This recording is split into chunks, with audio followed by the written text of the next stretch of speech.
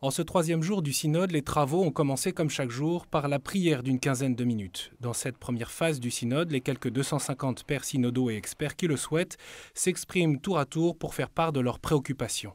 Le patriarche latin de Jérusalem a notamment invité ce matin l'ensemble des évêques à ne pas laisser tomber la Terre Sainte au risque qu'elle devienne un musée à ciel ouvert.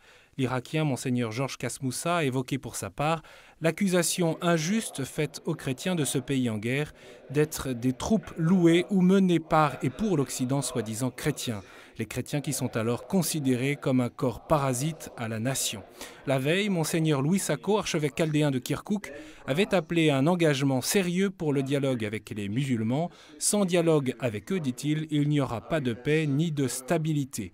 Les rapports avec l'islam sont donc régulièrement abordés au cours de ces jours. Le cardinal Sodano est également revenu sur cette question. L'ancien secrétaire d'État du Saint-Siège s'est exprimé en des termes peu diplomatiques. Il est urgent, dit-il, d'œuvrer pour que les courants agressifs de l'islam prennent fin et de favoriser la solution du tragique conflit israélo-palestinien.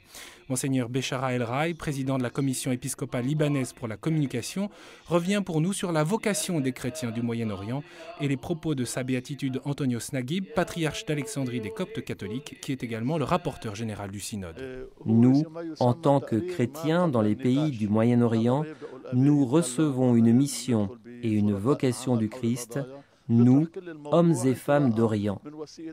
Naturellement, le patriarche a redit quels étaient les objectifs du synode, afin que les chrétiens puissent prendre conscience de leur identité et mission, de l'importance de leur présence en Orient et de la providence qui les a plantés dans cette terre, aujourd'hui, à notre époque, de manière à ce qu'ils puissent vivre leur unité qui est communion et témoigner à tous les niveaux, spirituel, économique, politique et social.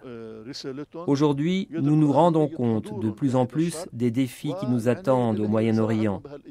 Le conflit israélo-palestinien, la guerre irakienne, les conflits entre sunnites et chiites dans la région, les rapports avec l'islam, le fondamentalisme, la violence, l'immigration des chrétiens, la liberté religieuse.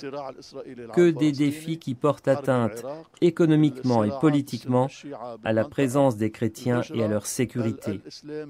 Ceci exige une planification dont le rapporteur général a parlé dans son discours.